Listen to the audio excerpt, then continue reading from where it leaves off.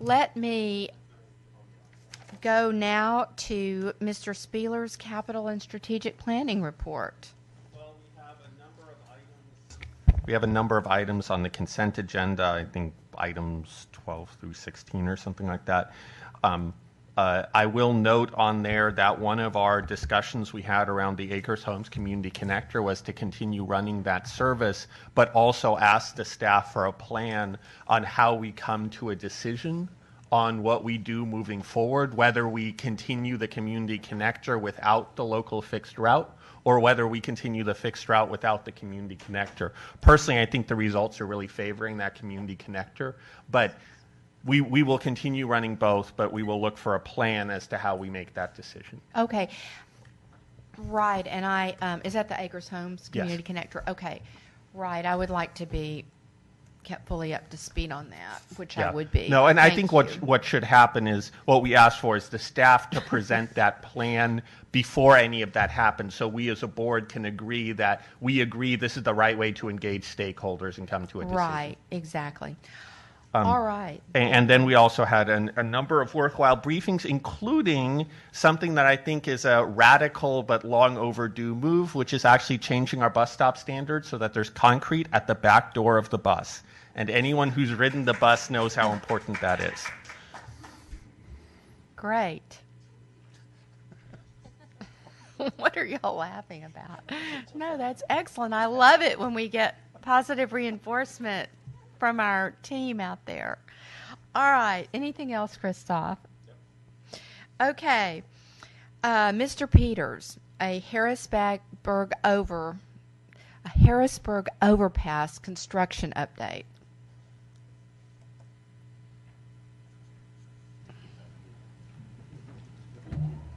Okay, that's down. See, you let me do it by myself. Hi, good afternoon. I just want you to know that things are going extremely well on the overpass project. As you mentioned earlier, July 11, we opened the surface roads. Plan is today or tomorrow night to pour the third double span of the bridge. So things are moving well to get the bridge deck in place. And we're pushing very hard to get the final section over the UP Railroad tracks done. This is, as you see, the track installation, by the way, is going extremely well. We have a company called American Track Generations, and they are moving they're moving marvelously well. Yes, thank you. This is just, I'm not sure my system can handle this kind of good news on the Harrisburg line. Marvelously well. That is a report we have not yet had to date on the Harrisburg line. So thank you. We have talked, by the way, to a couple of business owners along there who have told us that since the road opened, their business had almost doubled. So there is much traffic passing on the surface roads, and it is making a difference already. I'm so glad. So we're all going to be very pleased, I think, when the bridge opens to traffic. That is a very busy track, by the way, if you haven't been out there lately. And so even with the surface roads, you can spend a lot of time waiting for the trains to go by. And this bridge is going to make an amazing amount of difference in the area out there. You can see the milestones. We've hit our first one. We're moving on from there. We have not argued that they are due for one $10,000 bonus for opening a day early. We're hoping they make a lot more $10,000 a day bonuses by finishing the project sooner than they think. These are the key activities we've done. It's been a very, very good month of work going on out there. Here are some photographs. You can see this is the west side. You can see the May versus the June photograph. There's a lot of new concrete that's gone in since June 16, all the way up to the bridge on that north rail there. This is the bridge prep for the deck. You see all of the rebar in place, and then the night work with the the bridge crane putting the concrete deck down. It's a really, really neat operation to watch. And the Las Palmas entrance drive has been installed. So if those people want to do anything else, we've taken out the temporary, put in the final drive, and it is open for them to use, the new owners. You can see the difference here between May and June. The bridge girders are in place. Lots and lots of form work going on. So people are busy, things are happening. It's from underneath. This is at the railroad crossing. The UP people came through for us. They did a marvelous job, which I assume is pretty standard for them. They did manage to take some of the difference in elevation between the two tracks out. It's not nearly the double-sided bump that it was before, so it's a much smoother drive across there. Lots of work done. All the storm drains are done. Everything's taken care of there. The underground people are out except for some minor cleanup things. And lots of track work. The system people, Mass Electric is working. They started way down at Magnolia Station working back up, and they're doing everything prior to jumping into the duck banks that they can get done. So we're hoping that we're keeping an eye on it. It looks like they're going to finish a little sooner than they had originally anticipated. This is the east side of the tracks. You can see a significant difference between May and June.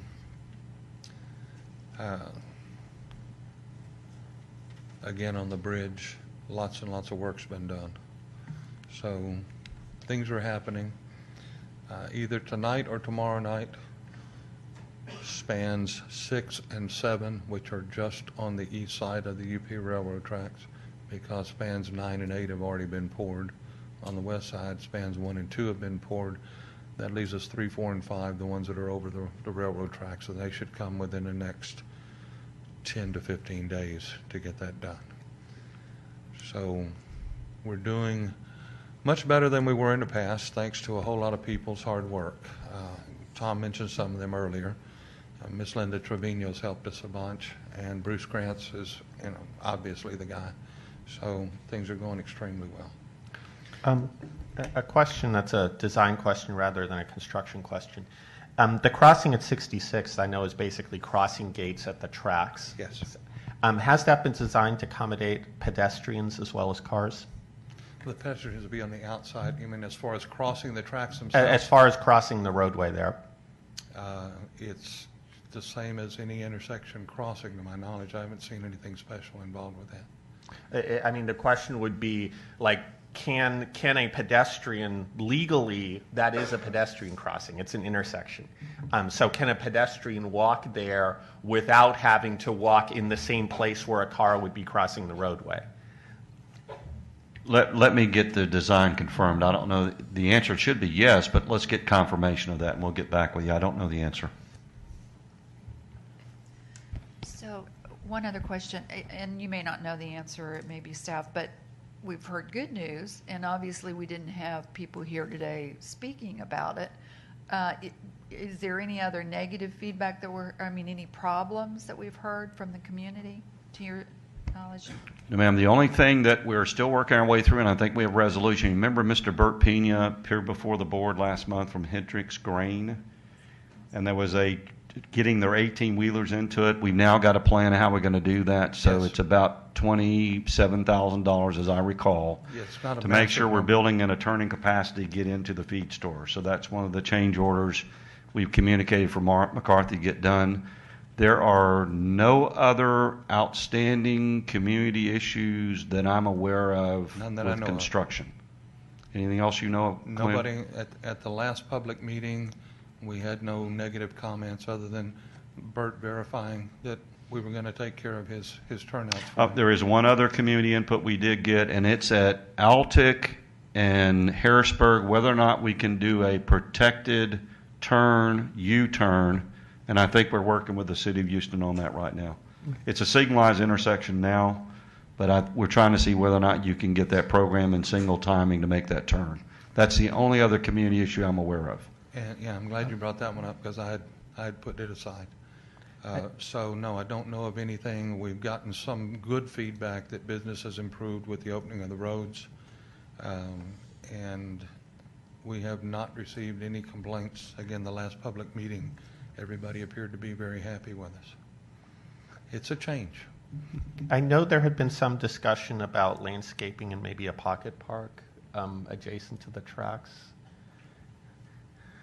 I will need to get up to speed. We did talk to Councilmember Gallegos about some opportunities. I think we still have some work to do. So, Mr. Spiel, I'll get you an update on that. Okay, that would be great.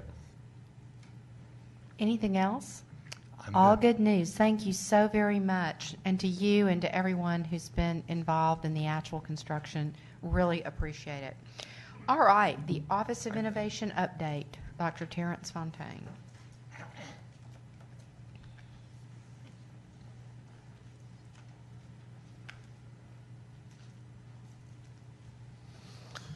Madam Chair and the board members, this is the summer report from the day visit that I did to Los Angeles Metro. I want to point out before we start that they were extremely gracious and hospitable to me as I made it out there. They had a whole day planned for me as I arrived, and we were able to do a lot in one day. It would take about a week or so to actually do their whole system. It's just that massive. So they were very prepared for the visit. As you can see by these numbers, you can determine that they have a very large organization and a vast system out at LA Metro. It's a bus system, a light rail system, both elevated and street level, BRT system. They actually have a commuter rail system as well as a subway system. You can see they have almost 10,000 employees in the LA Metro, and it is a huge operation. These are some of the staff members I had an opportunity of dialoguing with. I want to give special recognition to Nolan Borgman, the first guy on the list, who basically chaperoned me during the day. I actually had time to ride the subway system while I was there. I actually had an opportunity of riding the bus system during the day as well. We actually had time to go over to City Hall, where 4 stories beneath the ground, they actually have their traffic department that manages traffic patterns throughout the city of Los Angeles, and particularly their transit area. But these are the folks who basically make up their senior operation. As far as the bus system is concerned there, it's important to note that LA Metro is seriously considering a new bus network. Yep. In the last 2 years, their ridership is significantly down on their bus system, and so they're actually thinking about doing that. It was at that time when I arrived, the president and CEO, who's Phil Washington, who's Tom Lambert's contemporary out in L.A., his whole senior staff team met in a conference room, and they had an opportunity of asking me questions about the success of the Houston new bus network. They were very enthusiastic about wanting to do it and wanting to know some of the nuances of how we made that happen. The interesting tidbit, if you will, about LA Metro is they currently run a grid system in their bus system. Guess what they're getting ready to do? They're contemplating going back to a hub and spoke system, which we had before. So it's pretty interesting how they're going to do that. They're interested in making several hubs and several spokes, to be honest with you. And the one celebrity, Madam Chair, that we have in our midst on our staff, every place I went in L.A. around their system, they knew of a guy by the name of Kurt Larson. And it's, do you know Kurt Larson? And I was like, yeah, I know Kurt Larson. I kind of sit like near him at the board meetings. So I told Michael today I want to switch seats with him so I could be closer to a celebrity. But Kurt is very well known in the planning arena. That's great to know. The Fast Continue, this is their rail system. LA Rail operates obviously almost 100 miles of rail, 2 subway lines and 4 light rail lines that have been operating since the 1990 area. And so they have 86 stations. And let me just show you what that looks like. And the amazing thing is they've actually opened an extension even since this map. Yes, that's exactly right, and plan on doing more. We'll talk about that in a second. If you look at the northwest end of it, you'll see a red line and a purple line. The red line and purple lines are actually subway system lines. So all that's underground. The area you see off to the far right is what they refer to as the Gold Line. The Gold Line services Little Tokyo areas and out to the Pasadena area. Phil Washington, who's the president and CEO, actually lives in Pasadena. The president and CEO commutes every day on that rail. So he comes to work via that Gold Line, that northwest end. The other lines that you see are the blue lines, which actually goes north to south. It kind of reminds me of our red line, if you will. And the one that's most intriguing is the Expo line. Why? Because if you look at the numbers in LA, that particular rail line is one of the few that's actually uptick. They had 8,000 more passengers last year on that Expo line, the one out to Culver City. That's the one in the middle going out west. That particular line is doing very well because jobs are coming back to that area. It's basically an industry area, and that's why it's so prevalent. Just to the south of that, you see the icon and the insignia for an airport. The significance of that is that that's the green line. The green line runs east-west and then down to the beach communities, Manhattan, Hermosa Beach, and Redondo Beach areas. The thing that makes that so significant is the monies that they're asking for now from the public is that they want an automated people mover to move folks from the LA airport area out to the Crenshaw area to pick up the light rail. So that whole area is going to be under construction, they think, very soon. They also have what's referred to as a Metroliner, which is the BRT system. In 2005, LA Metro considered 9 BRT lines and settled for 2. One operates on a dedicated bus lane in the San Fernando Valley area. They call that the Orange Line. And then the second one is a shared lane on the 110 Harbor Freeway.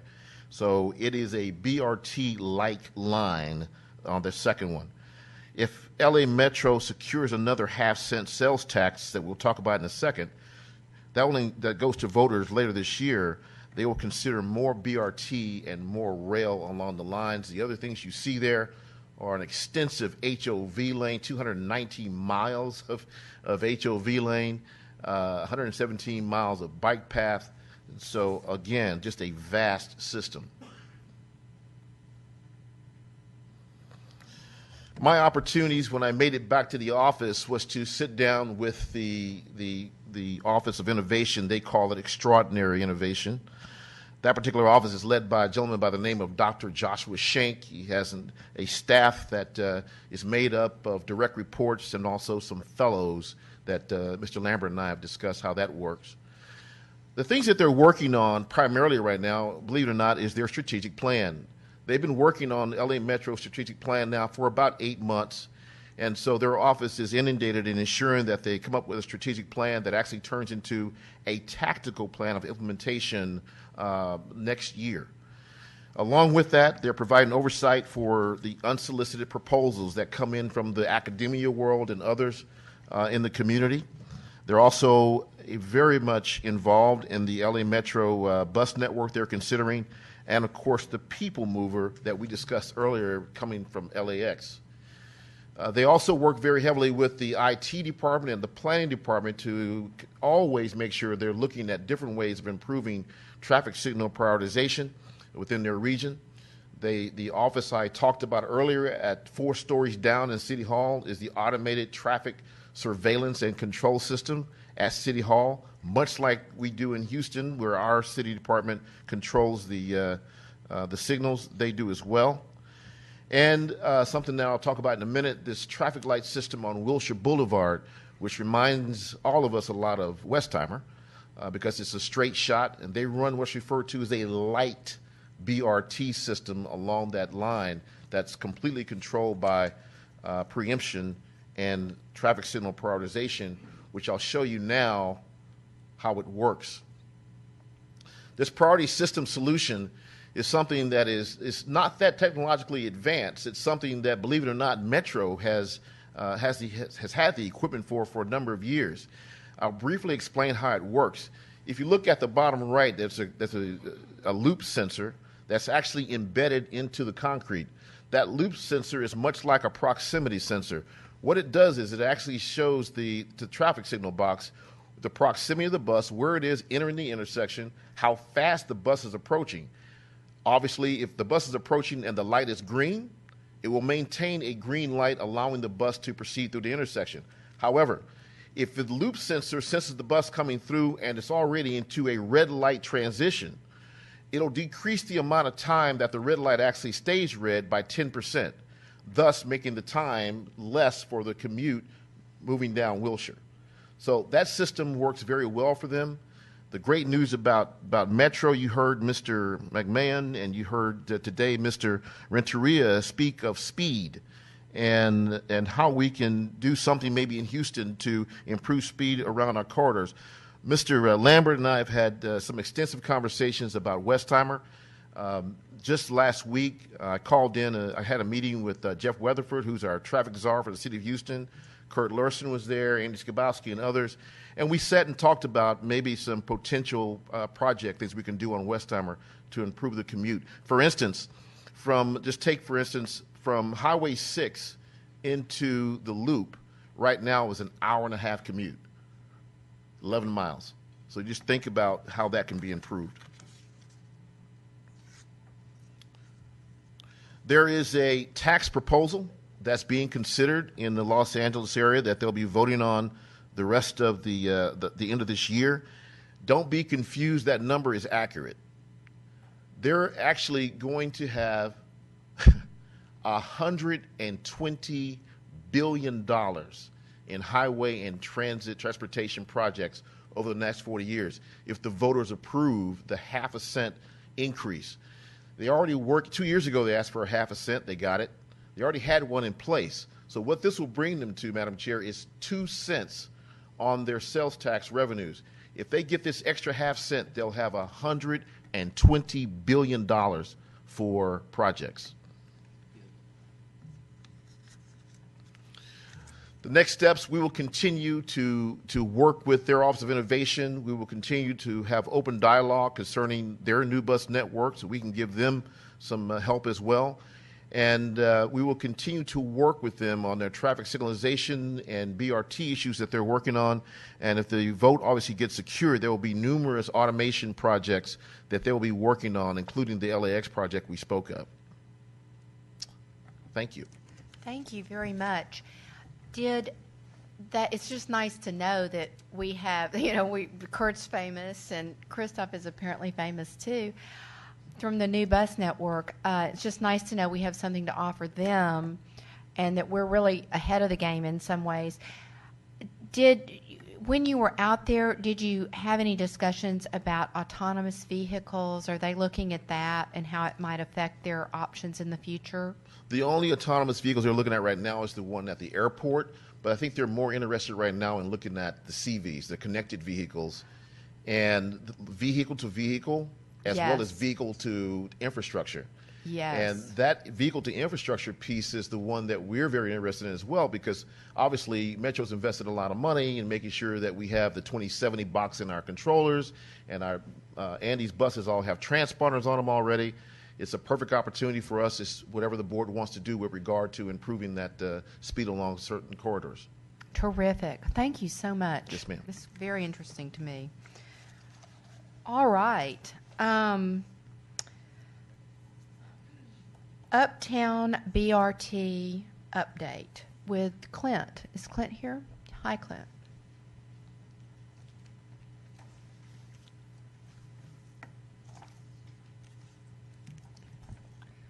Good morning. Good morning.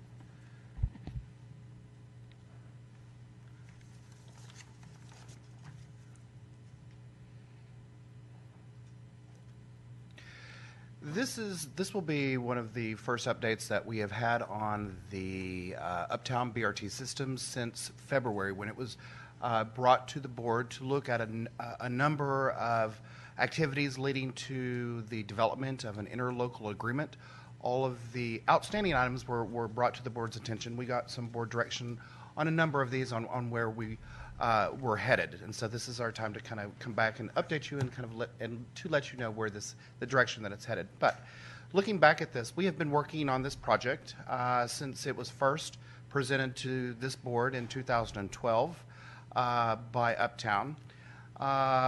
Metro staff has been involved all the way through the project development and the grant applications as well.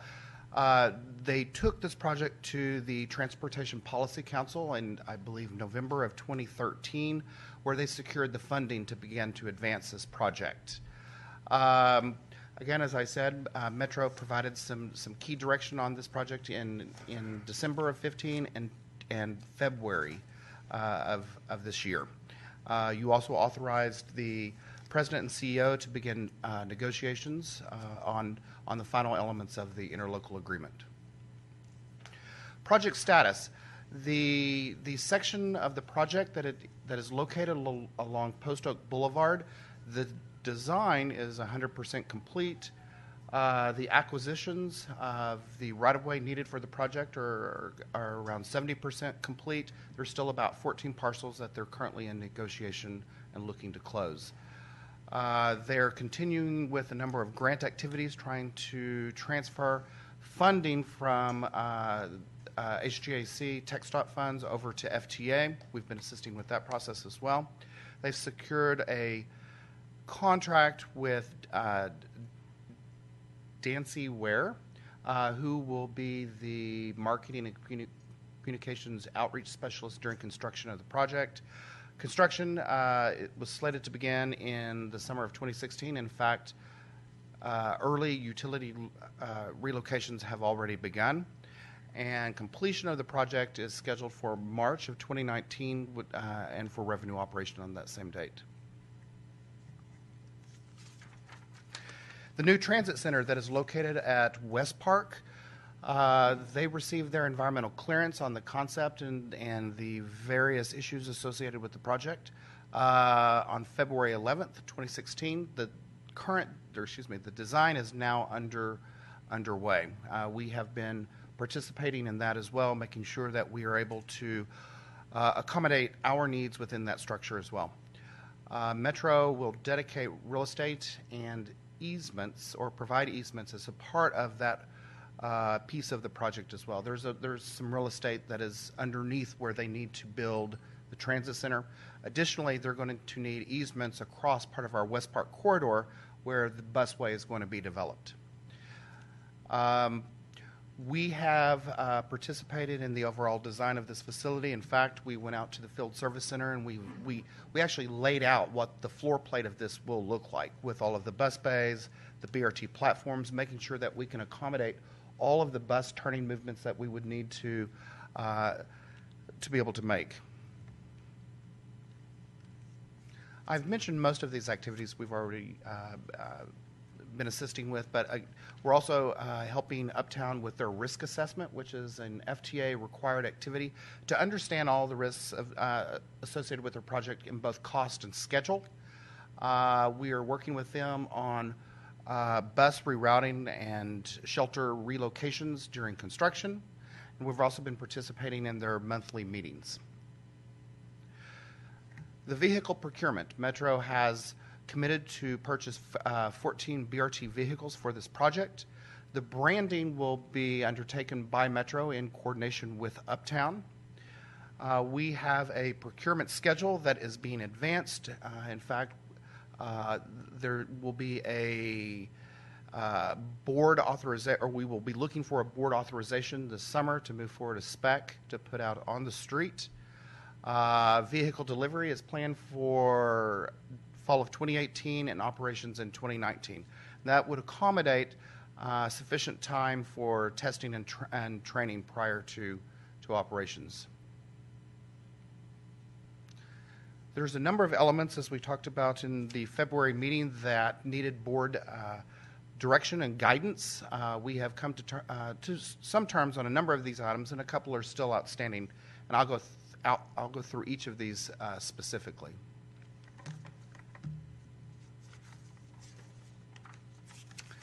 The first item is communication system. Pardon me.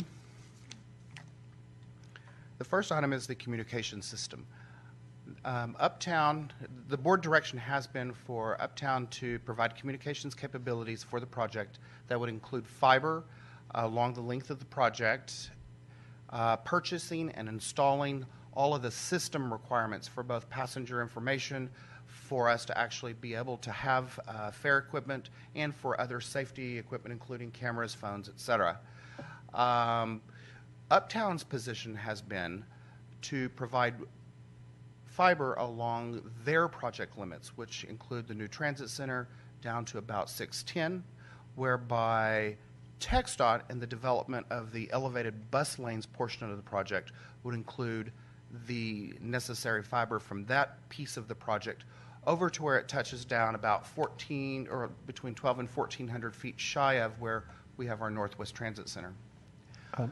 Yes, sir. So where does that fiber connecting to the rest of our fiber network?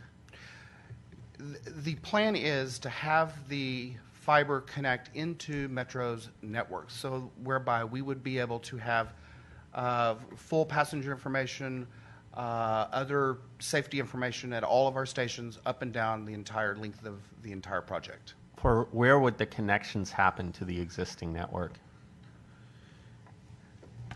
The existing the connections, the idea is to provide a loop, which gives you a redundant loop, so that if there is an issue with part of it, it still connects into the overall system. It'd be Northwest Transit Center that would tie into Transtar. Would there be a connection at the south end or only at Northwest? Go ahead. Both sides. Okay, and so where is the existing fiber on the south end?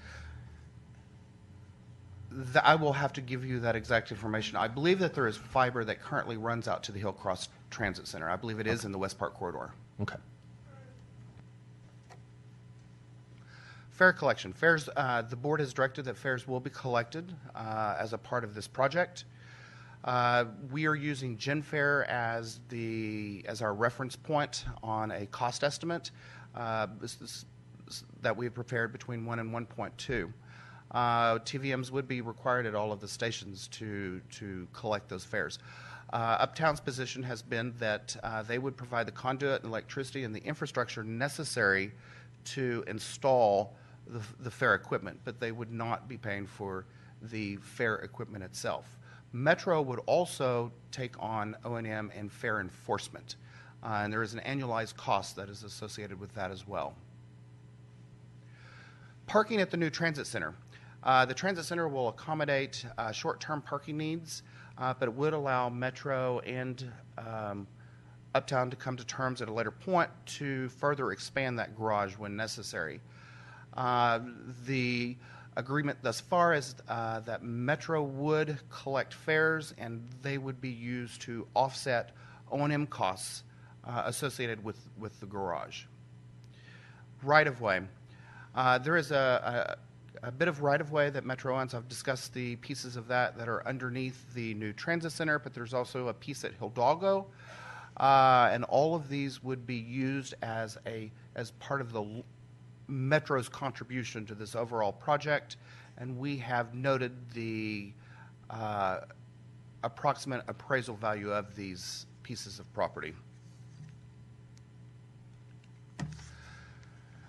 BRT service. Metro will operate the BRT service within this corridor. This is a number that we provided both in December and February. It is estimated that it will cost about $1.67 to about $2.16 million annually in variable operating costs for this project. There is of note a side item on this as well.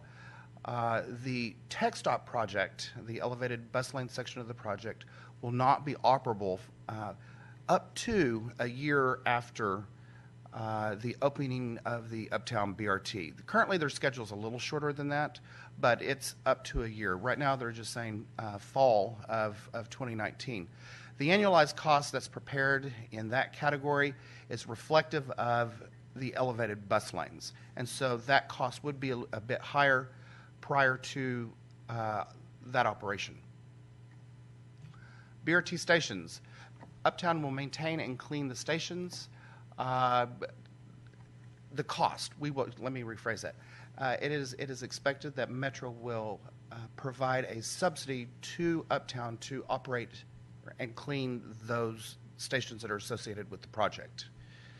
Metro would also assume some long-term maintenance and replacement of various pieces at the new transit center.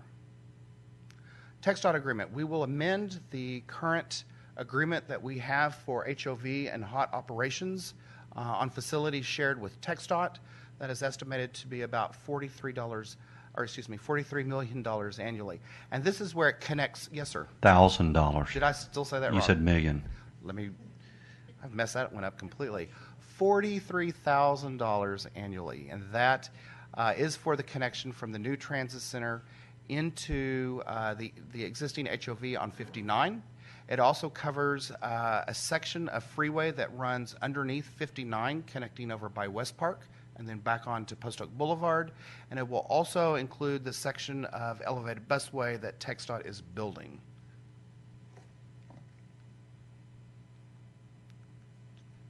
Traffic, signal operation and maintenance, there should be no cost to Metro, but the City of Houston will be providing transit-friendly timing along the boulevard and through non-major intersections.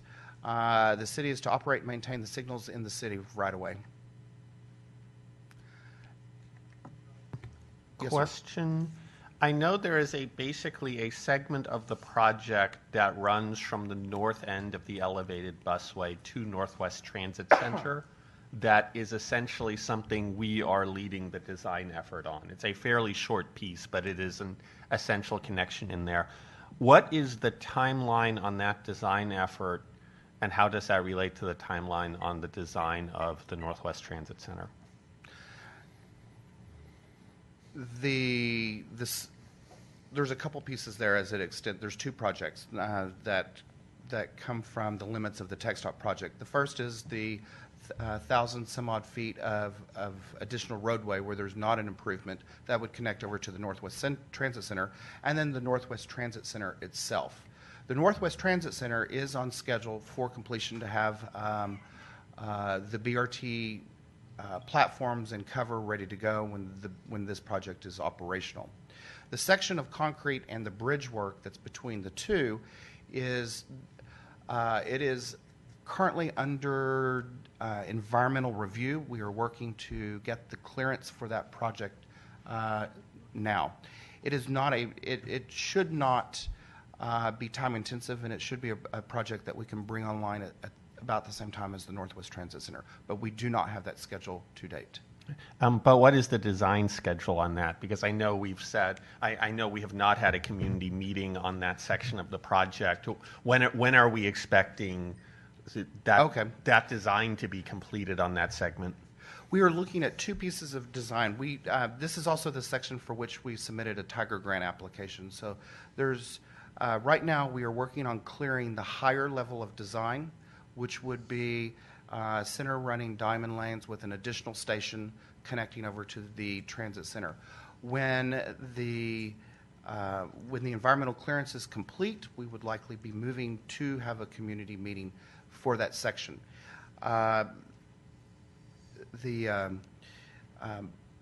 We currently have not advanced it in any further design at this time, other than it just as a concept. What level of detail does the environmental clearance involve? The level of it only involves a concept level of clearance.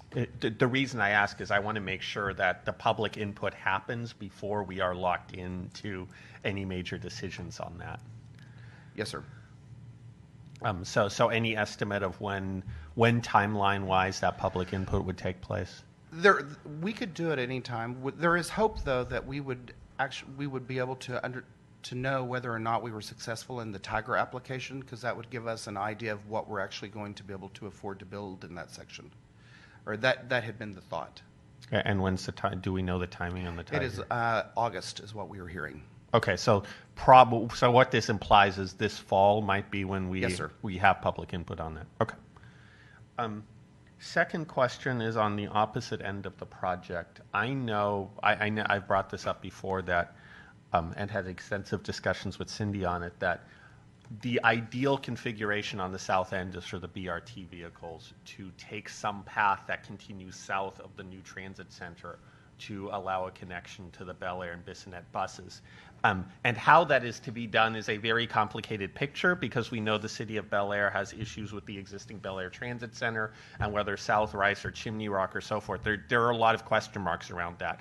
But I do know that in terms of network connectivity, having that connection would be a great benefit to a lot of our riders. And if we don't have that connection, we're actually adding a transfer to the system that doesn't exist right now. So what I would like us to do is to study what the options are for doing that. And I also want to make sure we do some level of study on that before we do a BRT procurement, because if we operate these vehicles further, it means we need more vehicles. And so have we had any thought of looking into that? Yes, sir. We have in the past looked at the analysis both with and without that extension over to the Bel Air Transit Center. But from Bel Air's standpoint, it would need to move west, the downtown Bel Air Transit Center. Because if you look at South Rice, there is not much right-of-way. The street is in deplorable condition. And then there's the issue, which Christoph and I've talked about. I mean, even if you drive out there now, Chimney Rock is a much bigger right-of-way. So I think that's something, I mean, we don't have the funding for that at this time, but I think that's something as we look for long-term plan, is being able to take it west on West Park and then down Chimney Rock to, moving the downtown Bel Air Transit Center further west. And I don't think that we need to have dedicated lanes in order to do this extension. So something like running the buses down Chimney Rock may be something we can do in the short term as opposed to in the long term. This may be something where we build options into the BRT vehicle contract so that we have the ability to pull the trigger on this. But I think it's a really important thing to be considering. And I think we should take it on and see what the options look like and see what they would be. If we don't do dedicated lanes, that would be a matter of building stations but not lanes, which could be a quite affordable project that could have real benefits to our riders. We'll Yes, sir. include all of those as our going forward looks and make sure we brief the board on all that. And we'll make sure in any vehicle procurement we have option capabilities. Exactly, so that we're not, I mean, I don't want to be in the situation where we're putting this new service into operation and we're actually making our existing riders' lives worse by doing it, by forcing them into another connection, which really is not necessary.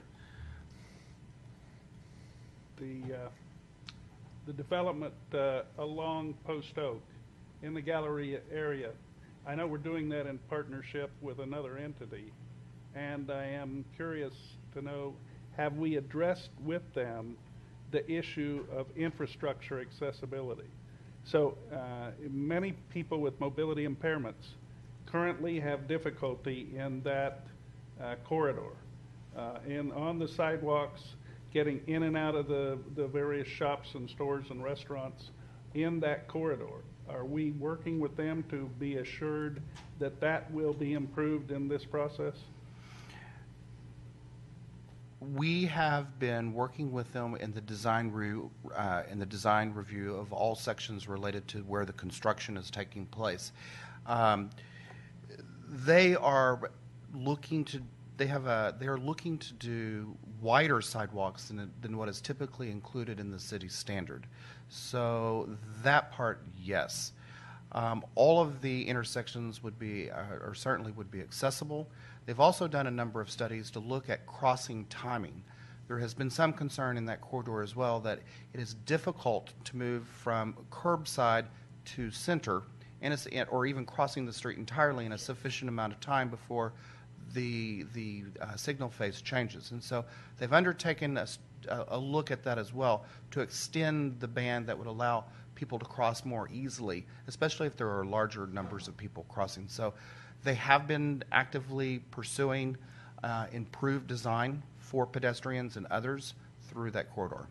Dr. Frieden, I'd also say in our last meeting with them last week, we again raised that issue to make sure that is being looked at as well. So we'll continue to have that dialogue. Any other discussion?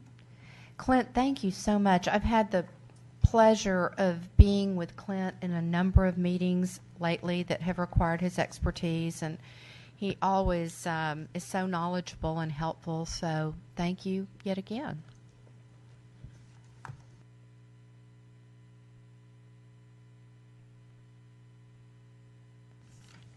Any other business?